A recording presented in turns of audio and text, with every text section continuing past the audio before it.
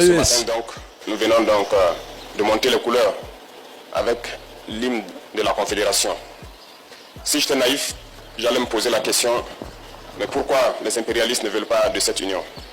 Mais je ne suis pas naïf, je sais pourquoi.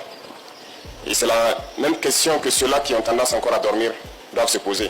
Pourquoi ils ne veulent pas qu'on s'unisse? Pourquoi la Confédération fait tant peur ou fait mal à certains? Parce que nous sommes approchés tous les jours par ces impérialistes-là pour amener un des trois à trahir l'autre.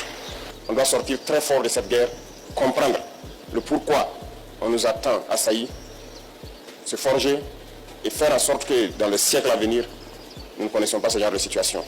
Ils veulent emmener l'un des trois à trahir les autres. Arrêtons de comparer nos dirigeants de l'AES. Arrêtons de dire que l'un travaille mieux que l'autre.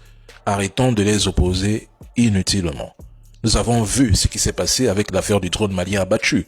La manière dont certains médias voisins ont réagi simplement parce que le Burkina Faso et le Niger n'avaient pas fermé leurs frontières avec l'Algérie. Arrêtons ça. Cela fait plusieurs mois que les tentatives sont faites pour diviser l'AES. Et nous savons qui sont ceux qui veulent réellement notre bien et nous savons aussi reconnaître ceux qui nous combattent. Diviser pour mieux régner, c'est la stratégie classique. Il veut créer ou exploiter des rivalités internes pour affaiblir une coalition menaçant leurs intérêts. Ils savent qu'une trahison entre Goïta, Tchani ou Traoré fragiliserait l'AES. Ils savent que cette trahison créerait la méfiance interne. Ils savent que cette trahison pourrait isoler un pays plus facilement. Ils savent qu'une trahison casserait l'élan populaire et la symbolique unitaire de résistance. L'objectif est de cibler le maillon jugé le plus infiançable. Ils veulent corrompre ou mettre la pression sur le plus vulnérable.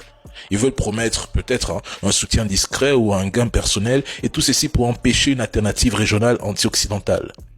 L'AES est proche de rompre définitivement avec le franc CFA. L'AES s'est tournée vers des puissances concurrentes comme la Russie, la Chine, la Corée du Nord, l'Iran, la Turquie, etc. Et ils savent que l'AES pourrait inspirer d'autres pays africains à suivre la voie du refus de l'ingérence.